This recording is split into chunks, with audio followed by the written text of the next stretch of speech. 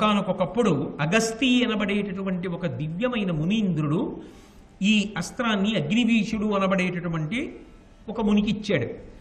ఆయనని నేను సేవించాను. ఆయన నా యందు ప్రీతి పొంది ఈ బ్రహ్మశిరోనామకాస్త్ర మంత్రాన్ని నాకు ఉపదేశం చేశాడు. ఆ అస్త్రం నా దగ్గర ఉంది. ఇవాళ నేను ఈ అస్త్రాన్ని నీకు ఉపదేశం చేస్తున్నాను. క్రమంబుగా నేను నీకు నిశ్చితిన్, దీనికి నీవు అర్హుడవ. ఇది పొందడానికి నువ్వు అర్హుడివి. ఎందుకు చేతనో తెలుసా? తేజమునంకడు పెద్ద కావునన్, తేజస్సునందు నువ్వు చాలా గొప్పవాడివి కనుక. ఆ తేజస్సు ఎందుకు వచ్చింది? ధర్మము వలన వచ్చింది. ఏ అస్త్రం ఎక్కడ ప్రయోగించాలి, ఎవరి మీద ప్రయోగించాలి, ఎంతవరకు ప్రయోగించాలి, ఉన్నది కదా అని ప్రయోగించడం కాదు. ఎంత శక్తి తనకి ఉందో అంత ధర్మపక్షపాతి అయి ఉండాలి. ఇది ధర్మాన్ని కాపాడడానికి మాత్రమే ఉపయోగించాలి తప్ప ధర్మాతిక్రమణమునకు నా దగ్గర ఉన్నది కదా అని నేను ఉపయోగించే స్వభావము నాకు కలగకుండుగాక అన్న భావన మనసులో బలంగా నిలబడి ఉండాలి. స్వార్థం కోసం ఉపయోగించేవాడు కానివాడై ఉండాలి. దాని వలన తేజస్సు, ఆ తేజస్సు నీ యందు ప్రస్ఫుటము కనుక నీకు బ్రహ్మశిరోనామకాస్త్రాన్ని ఉపదేశం చేస్తున్నాను అని ఉపదేశం చేసి, ఇంత గొప్ప ద్రోణుడు అర్జునుణ్ణి పిలిచి, ఇత పూర్వం ద్రుపదుణ్ణి గురుదక్షిణగా ఇచ్చావు. మిమ్మల్ని అందరినీ అడిగాను, మీరందరూ వెళ్ళారు. నువ్వు ఒక్కడివి కాదు, నీకు భీముడు తోడు, నకుల సహదేవులు తోడు, ధర్మజుడు తోడు, నేను ఉన్నాను. గురుదక్షిణ ఇచ్చావు. కానీ నువ్వు ఒక్కడవే నాకు ఒక గురుదక్షిణ ఇవ్వాలి. ఎందుకని అంటే మిగిలినటువంటి వీరులలో ఎవ్వరికీ లేనటువంటి శక్తిని నీకు కట్టబెడుతున్నాను. నిన్ను నేను ఒక గురుదక్షిణ అడుగుతా, అది నువ్వు నాకు ఇవ్వవలసి ఉంటుంది. ఏ దక్షిణ అడిగారు అంటే, ఆయన నా యుద్ధంబు చేయునప్పుడు నాతో ఎన్నడూ ప్రతియుద్ధంబు చేయుకుండుము, ఇది నాకు గురుదక్షిణ అనినా అర్జునుండు వల్లే అని ఆచార్యునకు నమస్కరించి దాని కొడంబడియే. నేను యుద్ధం చేసేటప్పుడు నువ్వు ఎప్పుడూ కూడా నాతో ప్రతియుద్ధం చెయ్యకూడదు. అంటే నేను యుద్ధం చేస్తున్నప్పుడు నువ్వు నాతో యుద్ధానికి రాకూడదు. ఇది నువ్వు నాకు ఇవ్వవలసినటువంటి గురుదక్షిణ. అయితే ఇలా అడగచ్చా ద్రోణాచార్యుల వారి శిష్యుణ్ణి? ఇంత విలువిద్య నేర్పాడు కదా, ఇంత విలువిద్య నేర్పిన తరువాత నువ్వు మాత్రం ఎప్పుడూ నాతో యుద్ధానికి రాకూడదు అనేటటువంటి మాట ద్రోణాచార్యుల వారు అడగవచ్చా అంటే, దాని అర్థం సహజంగా ఏమని తోస్తుంది మనకి? ఒకవేళ ద్రోణాచార్యుల వారు అర్జునుడి మీద బాణాలు వేసినప్పటికీ కూడా అర్జునుడు తిరిగి బాణప్రయోగం చెయ్యకూడదు ద్రోణాచార్యుల వారి మీద. అది మొదటి నిబంధన. రెండు, తనంత తానుగా అర్జునుడు ద్రోణుడి మీదకి యుద్ధానికి వెళ్ళకూడదు. ఇప్పుడు సాధారణంగా లోకంలో యుద్ధం అనేటటువంటిది సంభవిస్తే అది గురువు కానివ్వండి, ఇంకొకరు కానివ్వండి, ప్రతిపక్షంలో ఉన్నప్పుడు యుద్ధం చెయ్యకుండా ఉండడం ఎలా సంభవిస్తుంది? కురుక్షేత్ర యుద్ధమే వచ్చింది, లేదా ఆ ఉత్తర గోగ్రహణం వచ్చింది. అటువంటి సమయాల్లో దుర్యోధనుడి పలుపున ద్రోణాచార్యుల వారు నిలబడి ఉన్నప్పుడు అర్జునుడు ద్రోణుడితో యుద్ధం చెయ్యకుండా నిగ్రహించుకోవడం అసలు ఎలా సాధ్యం అవుతుంది? పైగా నీవు నాతో యుద్ధం చెయ్యకూడదు అనేటటువంటి మాట యొక్క అర్థం ఎప్పుడూ ద్రోణుడితో అర్జునుడు తలపడకూడదు అన్నదే నిజమైతే, అది గురువుకి శిష్యుడికి కూడా చాలా పెద్ద అపవాదు తీసుకొస్తుంది. అది గురు శిష్య సంబంధానికి ఒక కళంకాన్ని తీసుకొస్తుంది. ఎందుచేత అంటే, ఇంత గొప్ప విద్య నేర్పినటువంటి గురువు శిష్యుడు నేర్చుకున్నటువంటి విద్య వలన భయపడుతున్నాడు అని అర్థమవుతోంది. ఇన్ని అస్త్రాలు నేను అర్జునుడికి ఇచ్చాను. ఇప్పుడు అర్జునుడే ఒకవేళ నాతో యుద్ధానికి వస్తే ఆయన యొక్క విలువిద్యా పాఠవం ముందు నేను నిలబడగలనో నిలబడలేను. అప్పుడు అర్జునుడు నన్ను దునుమాడవచ్చు, ఆయనతో సమానంగా నేను యుద్ధం చెయ్యలేకపోవచ్చు. అందుకే ఇంత స్థితికి అర్జునుడిని తీసుకొచ్చిన తరువాత అసలు అర్జునుడు నాతో యుద్ధం చెయ్యకూడదు అని గురుదక్షిణ పుచ్చుకుంటే ఇక అసలు అర్జునుడు నాతో యుద్ధానికి రాడు అన్న భావన ద్రోణాచార్యుల వారికి ఉందనుకోండి, అది గురు పదవికి కళంకం వచ్చిందా లేదా? అది గురువుగారు అటువంటి మాట అడగనూకూడదు, అర్జునుడు ఇవ్వనూకూడదు. ఎందుకని అంటే, దుర్యోధనుడి పలుపున ద్రోణాచార్యుల వారు నిలబడి యుద్ధం చేస్తున్నప్పుడు అర్జునుడు ద్రోణుడితో యుద్ధం చెయ్యడానికి సిద్ధపడకపోతే అధర్మం నెగ్గుతుందా, ధర్మం నెగ్గుతుందా? అధర్మం నెగ్గుతుంది. ద్రోణుడు అర్జునుడి మీదకి యుద్ధానికి వచ్చాడా? రాలేదుగా. ద్రోణుడు అర్జునుడి మీదకి యుద్ధానికి వస్తే అర్జునుడు ద్రోణుడి మీదకి యుద్ధానికి వెళ్ళాలి. అసలు ద్రోణాచార్యుల వారు అర్జునుడి మీదకి యుద్ధానికి రాకుండా అర్జునుడు ద్రోణాచార్యుల వారి మీదకి వెళ్ళి బాణప్రయోగం చేశాడు అనుకోండి, అది ఆయన శరీరానికి తగులుతుందా తగలదా? అప్పుడది గురుద్రోహం, అప్పుడది గురువు పట్ల చేసిన మహాపచారం, అది కట్టి కుడిపేస్తుంది. ఈ పాపం అర్జునుడిని చుట్టుకోకూడదు. చుట్టుకోకుండా ఉండాలి అంటే ఒక నియతి పెడుతున్నాడు ద్రోణాచార్యుల వారు. ఏమిటి ఆ నియతి అంటే, నీవు ఎన్నడూ కూడా మొదటి యుద్ధానికి రాకూడదు నాతో, దానివల్ల నేను యుద్ధం చేసే పరిస్థితి రాకూడదు. నువ్వు వచ్చి బాణం వేశావనుకో, ఇంత శక్తి నీకు ఇచ్చేసాను, అప్పుడు నేనేం చేయాలి? నాతో సమానుడు నువ్వే, నేను నీతో బాణం వెయ్యాలి. అంటే రెచ్చగొట్టిన వాడు ఎవరయ్యాడు? నువ్వయ్యావు. నువ్వు నేను యుద్ధం చేసుకోవడం మొదలు పెడితే అది ఏ కారణం చేత యుద్ధమైనా ఎంత పెద్ద స్థాయికైనా వెళ్ళిపోవచ్చు. ఎందుకంటే మన ఇద్దరికీ ఇప్పుడు అస్త్రములు సమాన స్థాయిలో తెలుసు. నాకున్న విద్యనంతా నీకు ఇచ్చా. దీని వలన సమాజమునందు ధర్మం పోతుంది. అయోగ్యుడికి గురువు గారు ఇచ్చేశాడు విద్యనంతా, వాడు అన్నీ నేర్చుకుని తిరగబడి గురువు మీదకి వచ్చాడు. గురువు తప్పక యుద్ధం చేశాడు. ఆయన అస్త్రం వేశాడు, ఈయన అస్త్రం వేశాడు, లోకాలు పోయాయి అన్న మాట రాకూడదు. రాకూడదంటే గురువుని నేను కనుక నేను ముందు బాణం వేశాననుకో, నువ్వు యుద్ధం చెయ్యి. అప్పుడు దోషం నాకు వస్తుందేమో, నీకు రాదు. ఏమిటి ఎందుకంత తాపత్రయం అంటే, శిష్యుణ్ణి ఉద్ధరించుకోవాలి, శిష్యుణ్ణి కాపాడుకోవాలి. పొర్రపాటున కూడా శిష్యుడికి పాపం అంటకూడదు. లోకములు పాడయ్యాయన్న నింద అర్జునుడికి అంటకుండా చూసుకోవాలి. తొందరపడి ఏ కారణం చేత ఎప్పుడూ కూడా అర్జునుడు ద్రోణాచార్యుల వారి మీదకి మొదట యుద్ధానికి రాకూడదు, వచ్చి ఆయన మీద బాణం వేయకూడదు. మరి ఎప్పుడు వేయాలి అంటే, ద్రోణుడు మొదట బాణం వేశాడు అనుకోండి అర్జునుడి మీదకి, అప్పుడు అర్జునుడు బాణాలు వేయచ్చు, అప్పుడు యుద్ధం చేసుకోవచ్చు. యుద్ధం చేసిన తర్వాత జయాపజయములు విధి నిర్ణీతములు, ఒకవేళ ద్రోణుడు మరణించవచ్చు. ద్రోణుడు మరణిస్తే అప్పుడు అర్జునుడికి దోషం వస్తుందా? రాదు. ఇందాకనేగా మీకు చెప్పే, భీష్మాచార్యుల వారు చెప్పారు, వ్యాసుడు చెప్పాడు. ఆయన ఎంత బ్రాహ్మణుడైనా, ఎంత గురువైనా, ఎంత విద్వాంసుడైనా, ఎంత విద్య నేర్పిన వాడైనా ఆయుధాన్ని పట్టుకుని యుద్ధానికి వచ్చి శిష్యుడి మీద బాణం వేశాడు. శిష్యుడు ఆత్మ సంరక్షణార్థం బాణం వేశాడు, యుద్ధం జరిగింది, చంపేశాడు అర్జునుడు. ఇప్పుడు దోషం వస్తుందా అర్జునుడికి? రాదు. అంటే ఇప్పటి వరకు ద్రోణాచార్యుల వారు ఎప్పుడైనా కోదండాన్ని పట్టుకున్నారని కానీ బాణం వేశారని కానీ మీకు మహాభారతంలో కనపడిందా? కనపడలేదు. అంటే అన్యథా చెప్పకుండా ద్రోణుడు ఒక మాట చెప్తున్నాడు. ఏమని? నా అవతార పరిసమాప్తికి గుర్తు ఏమి, నేను కోదండాన్ని పట్టుకుని యుద్ధరంగంలోకి రావడమే. నేను ధనస్సు పట్టుకుని యుద్ధానికి వచ్చాను. ఆనాడు అర్థం ఏమిటంటే, ఎక్కడి నుంచి వచ్చానో అక్కడికి నన్ను నువ్వు పంపించేసాయి. నా అవతార పరిసమాప్తి నీ చేతిలోనే ఉంటుంది. ఎందుకంటే నన్ను అడ్డగలిగిన వాడు ఉండడు, నన్ను చంపగలిగిన వాడు ఉండడు. కాబట్టి నువ్వు అప్పుడు నాతో యుద్ధం చేసి నన్ను నిగ్రహించవచ్చు, నన్ను ఆపవచ్చు. నేను పడిపోవడం అంటూ జరిగితే అలాగే పడిపోతాను. ఎందుకని? క్షత్రియులకి విలువిద్య నేర్పుతారు.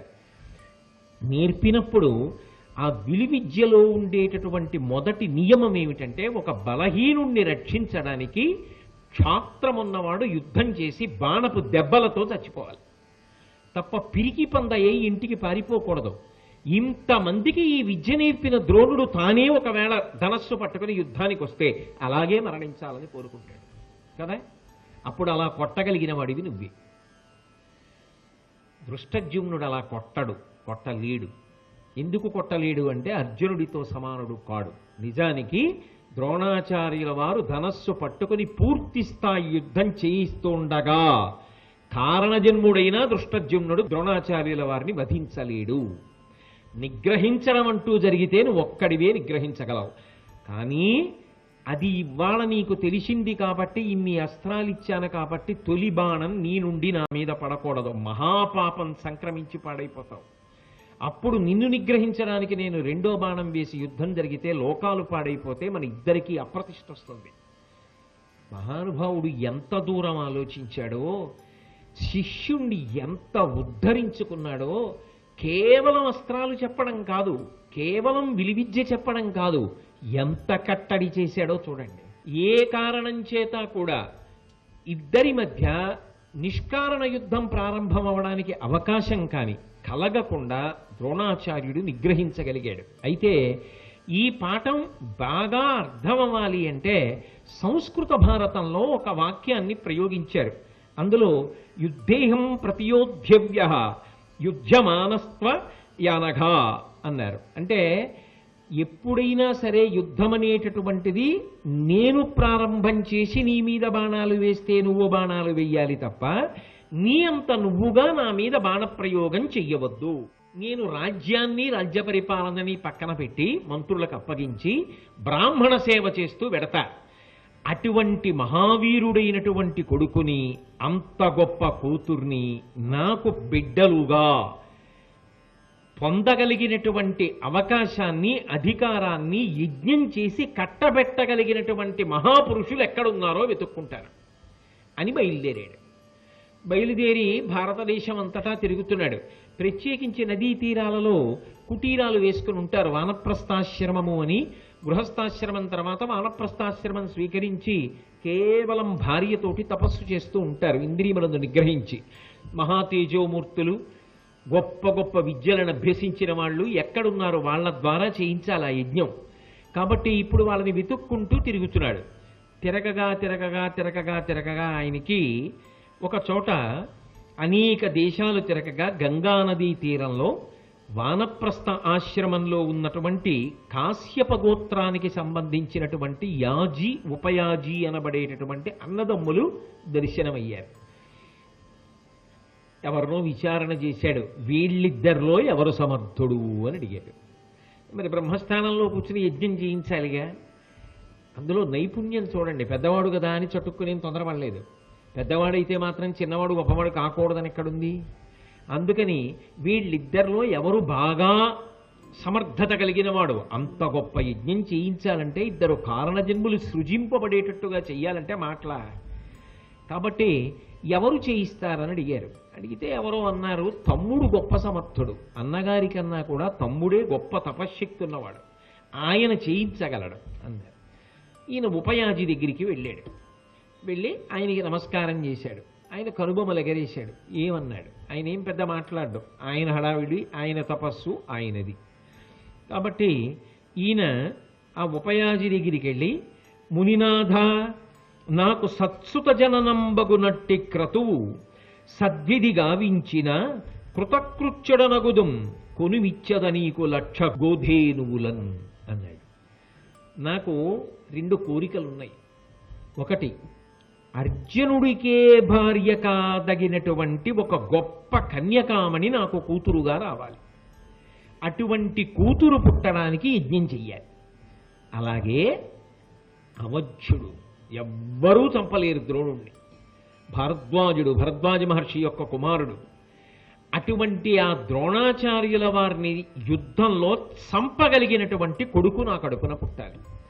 ఈ 2 కోర్కెలు తీర్చడానికి మీరు నా పనుపున యజ్ఞం చేస్తే, నా కోర్కెలు తీరేటట్టుగా నన్ను అనుగ్రహిస్తే మీకు 1,00,000 పాడి ఆవులు ఇస్తాను. గోధేనువులన్ అంటే ఏమిటంటే దూడలు కలిగినటువంటి ఆవులు. దూడ వచ్చి ఆ పాలు తాగుతుంటే పాలు విడిచిపెట్టేటటువంటి స్వభావం ఉన్నటువంటి ఆవు. కాబట్టి దూడలు కలిగినటువంటి ఆవులు 1,00,000 ఆవులను నీకు దానం చేస్తాను. నువ్వు నాకు ఈ ఉపకారం చేసి పెట్టు. ఏ ఉపకారం? ద్రోణుణ్ణి చంపగలిగిన కొడుకు, అర్జునుడికి భార్య కాగలిగిన కూతురు, ఆ యజ్ఞ ఫలితంగా నాకు కలగాలి. ఆయన ఒక క్షణం ఆలోచించి ఒక మాట అన్నాడు. నేను ఏ ప్రతిఫలాన్ని ఆశించను.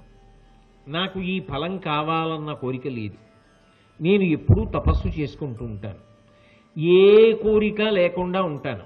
కాబట్టి నువ్వు 1,00,000 పాడి ఆవుల్ని ఇస్తాను అని చెప్పి నాతో అన్నావు. నువ్వు అన్న మాటలకి పొంగిపోయి యజ్ఞాలు చేయించేటటువంటి వర్గానికి చెందినవాడను నేను కాదు. కాబట్టి నువ్వు తప్పు తలుపు తట్టావు. నువ్వేదో పాడి ఆవుల్ని ఇస్తానంటే నేను పొంగిపోయి తప్పకుండా వచ్చి నీకు యజ్ఞం చేసి పెడతానని నువ్వు అనుకున్నావు. అసలు నేను అటువంటి ఫలసంధి ఉన్నవాడిని కాను. ఆ ఫలాన్ని కోరుకునేవాడిని కాదు. అందుకని అలా ఎవరైనా ఫలాన్ని కోరుకుని చేయించే వాళ్ళు ఉన్నారేమో, అటువంటి వాళ్ళని వెతుక్కో. అంటే ఆయన ఎంత నిస్వార్థంగా ఉంటాడో, ఎంత ప్రతిఫలాపేక్ష లేకుండా ఉంటాడో, ఎంత గొప్ప హృదయం ఉన్నవాడో ఆలోచించండి. అక్కడ తప్పట్టుకున్నాడు. అంటే నిజానికి ఏమని అడగాలి? అయ్యా మీరు అనుగ్రహించి నా కోరిక తీర్చండి అని అడిగితే ఏమనేవాడు, నీకేదో ఇది నేను చేసి పెడతానేమిటి? ఆయనకి ఉపకారం చేయగలిగిన వాడా? ఈ మాటకి కోపం వచ్చింది ఉపయాజికి. అందుకని ఆయన అన్నాడు, ఫలాన్ని ఆశించి పనులు చేయడం నాకు అలవాటు లేదు, అలా చేసేవాళ్ళు ఎవరైనా ఉంటే వెళ్ళన్నాడు. అని ద్రుపదుడు తప్పు తెలుసుకున్నాడు. ఓ, ఈ మాట నేను అనకూడదు, అనకుండా ఆయన అడగవలసింది. అడిగితే ఆయన ప్రసన్నుడైతే చేసి పెట్టేవాడు.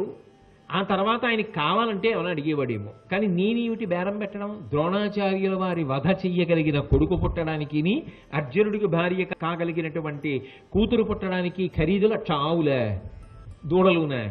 అదే నేను నీకు ఇస్తానని మాట్లాడే పద్ధతి. ఆవు దూడ ఎంతైనా గొప్పవనుకోండి, కానీ అదే ఆ బేరం ఆడినట్లుగా లేదది. అందుకని దోషాన్ని తెలుసుకున్నాడు. తెలుసుకుని 1 సంవత్సరం పాటు వెళ్లకుండా ఆ ఉపయాజిని సేవిస్తూనే ఉన్నాడు. వేదాహమేతం పురుషం మహాంతం ఆదిత్యవర్ణం తమసస్వపారే సర్వాణి రూపాన్ని విచిత్య ధీరః నామాని కృత్వాపి వదన్యదాస్తే అని వేదం. కనబడ్డాడు ఒక్కొక్కసారి. అప్పుడే అవతారాలుగా వచ్చాడు. పరిత్రాణాయ సాధూనాం వినాశాయ చ దుష్కృతాం ధర్మ సంస్థాపనార్థాయ సంభవామి యుగే యుగే ఆయనే చెప్పాడు. కాబట్టి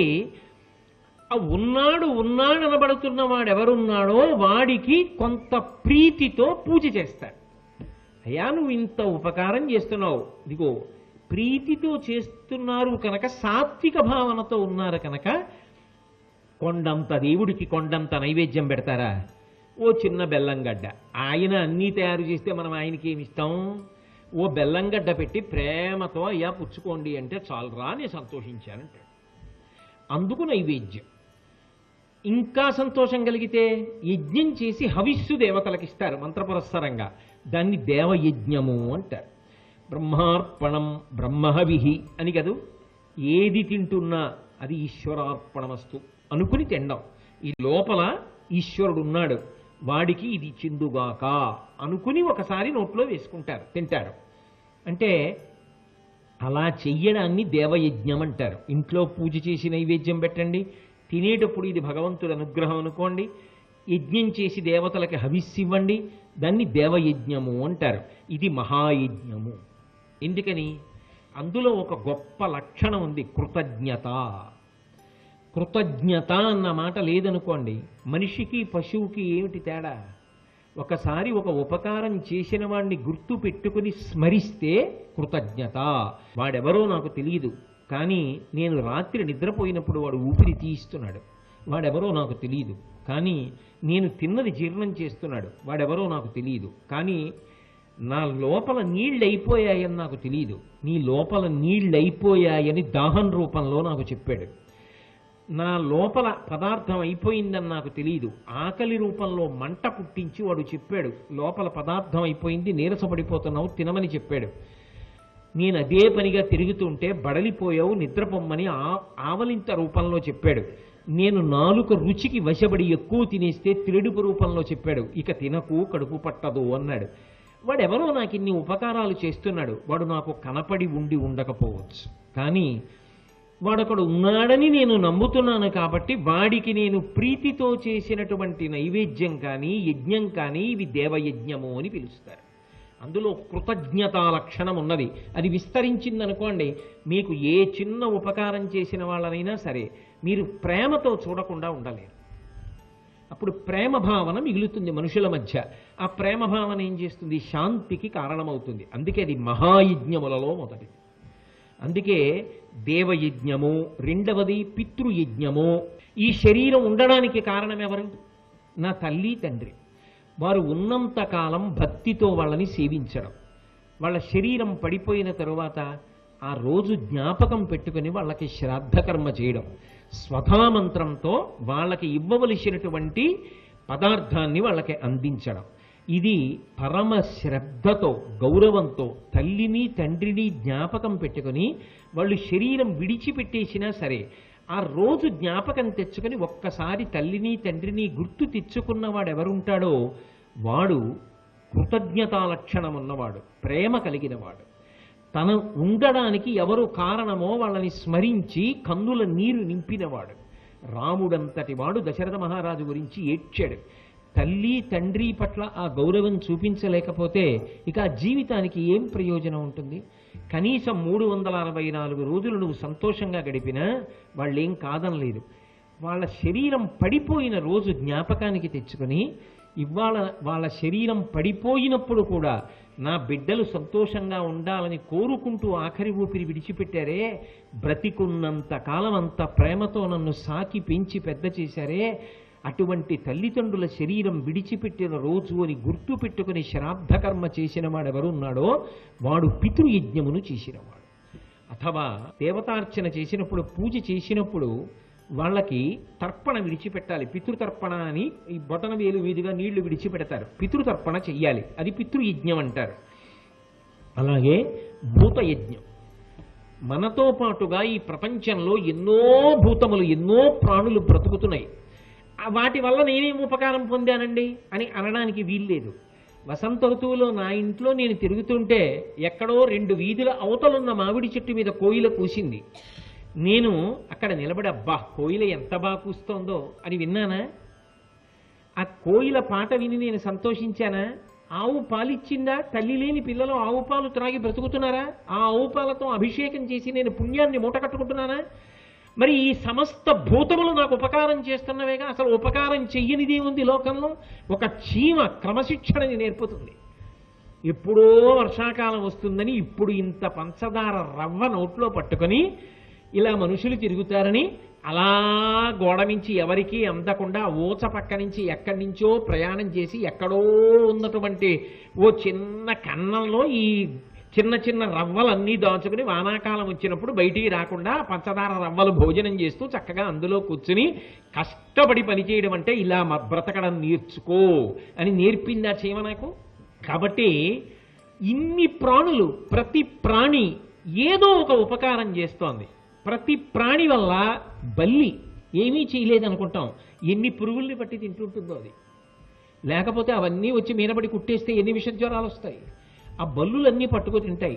లోకంలో ఉన్న ప్రాణులన్నీ నిజానికి మనుష్యునికి ఉపకారం చేస్తూనే ఉంటాయి. అయినప్పుడు నువ్వు అన్నం తినేసిన తరువాత ఏ మంత్రం అక్కర్లా, చేత్తో ఇంత అన్నం పట్టుకుని పిడచకట్టక్కర్లా, ఇంత అన్నం పట్టుకుని భూతబలి నాతో పాటుగా 4 ప్రాణులు బ్రతుకుగాక, బయటపడాయి, భూమిలో మట్టిలో వద్దు. తప్పలేదండి అంటే నేను కాదన్ను, ఈ చీమలైనా తింటాయి. సాధ్యమైనంత వరకు ఏ చెట్టు కిందో గట్టు మీదో పడేస్తే ఆ సమయానికి ఏ ఆకలితో ఉందో ఓ కాకి వచ్చి 4 మెతుకులు తినమ్మయ్యా, వేళ పట్టున ఏ మహానుభావుడు పడేశాడోరా 4 మెతుకులు అనుకుందనుకోండి, అది చాలదా? తృప్తి పుణ్యం మాట పక్కన పెట్టండి. ఆకలితో ఉన్న కాకి 4 మెతుకులు తింటే చాలదా నాకు తృప్తి? నా ఆకలి ఒకటి, దాని ఆకలి ఒకట. ఓ కుక్క పరిగెత్తుకొచ్చి 4 మెతుకులు తిందనుకోండి, చాలదా? నువ్వు ఒక్కడివి బ్రతకడం అలవాటు చేసుకోకు. కనీసం నీతో పాటు 4 చీమలు, 2 కుక్కలు, 2 బల్లులు బ్రతకడం అలవాటు చేయి. అది నీ వలన బ్రతకాలి 4 ప్రాణులు. నువ్వు అన్నిటి వలన బ్రతికేయడం అలవాటు చేసుకోకు. నీ వలన 4 బ్రతకడం కూడా అలవాటు చేయి. ఆయన అపాయము చేసిన కీడు చేశాడు ఆ ద్రోణాచార్యుల వారు. కాబట్టి ఘోరాజియతని నోర్చున పార పరాక్రమ సుపుత్రు బడయగవలయున్. ఘోరాజీ అంటే ఘోరమైనటువంటి యుద్ధంలో ఆ ద్రోణుణ్ణి సంహరించగలిగినటువంటి కుమారుడు నాకు కావాలి. అటువంటి కొడుకు పుట్టాలి. అర్జునుడికి భార్య కాగలిగిన కూతురు కావాలి. అటువంటి యజ్ఞం చెయ్యాలి అని మళ్ళీ చిన్న అనుమానం. ద్రోణుడంటే ఏమనుకుంటున్నావో సామాన్యుడు కాడు. ఆయన షడరత్ని ధనుర్ధరుడు, ఎయ్యడ అజితుడు కాన వాని హీనుంగా చేయుడు నాకు చతుర్వర్గము వడయుటయని వృషత సుతుడు ప్రార్థించే మునిన్. ఆ ద్రోణాచార్యుడున్నాడే 6 మూరల ధనస్సు పట్టుకుంటాడు. అంత పెద్ద ధనస్సు పట్టుకుని ఉంటాడు. ఆయన ఓడిపోవడం అన్నమాట లేదు. ఆయన ఓడడు, ఎన్నడూ ఓటమి లేనివాడు, 6 మూరల ధనస్సుని పట్టుకున్నటువంటి వాడు. అటువంటి వాణ్ణి చంపగలిగినటువంటి కొడుకు నాకు గాని పుట్టాడనుకో, నాకు చతుర్విధ పురుషార్థములు దక్కేసినట్టే, ధర్మార్థ కామ మోక్షములు 4 దొరికినట్టేట. ఆ కక్షకేమైనా అర్థం ఉందా? ఇంత కష్టపడి యజ్ఞం చేసి అదే పొందవలసింది. అయితే ఇక్కడ ఒక్కటి ఆలోచించాలి, ఎంత గొప్ప ద్రోణుడైనా పడిపోవాలిగా. పడిపోకపోతే మళ్ళీ ఎందులోంచి వచ్చాడో అందులోకి వెళ్ళిపోవద్దు ఆ అంశ. అందుకని ఇంత గొప్ప యజ్ఞం చేస్తే తప్ప అంత గొప్ప అవతార పురుషుణ్ణి పడగొట్టడం కుదరదు. ఆయనే సామాన్యుడా, భరతవంశానికి అంతటికీ గురు పదవిలో నిలబడినవాడు. ఆయన్ని పడగొట్టడానికి మళ్ళీ ఇంత ప్రయత్నం జరగవలసి వచ్చింది. అందుకని ద్రుపదుడి బుద్ధిని భగవంతుడు అలా మార్చి ఉంటాడు. అలా నా కోసం యజ్ఞం చెయ్యాలి అనగానే ఆయన అన్నాడు, తప్పకుండా ఇదిగో ఈ సంభారములు ఇవన్నీ సిద్ధం చేసుకో. యజ్ఞం చేసేటప్పుడు రాజుగారి పక్కన కూర్చోడానికి అధికారమును పొందినటువంటి ఆమెను పత్ని అని పిలుస్తారు. నీ యొక్క ధర్మపత్ని కోకిలాదేవితో కలిసి యజ్ఞం చేద్దువుగానివి. ధర్మపత్ని పక్కన ఉంటే తప్ప యజ్ఞం చేయడం కుదరదు. కాబట్టి కోకిలాదేవిని ధర్మపత్నిని పక్కన కూర్చోబెట్టుకుని యజ్ఞం ప్రారంభం చేయి. ఈ యజ్ఞమంతా పూర్తయిపోయిన తర్వాత ఆ యజ్ఞము చేత తృప్తి పొందినటువంటి యజ్ఞపురుషుని యొక్క అనుగ్రహం చేత, అగ్నిహోత్రుని అనుగ్రహం చేత తప్పకుండా నీ కోరిక నెరవేరుతుంది, నీకు అటువంటి కొడుకు కూతురు పుడతారు అని యజ్ఞం చేయించాడు. శ్రీ ఉమామహేశ్వర పరబ్రహ్మార్పణమస్తు. స్వస్తి.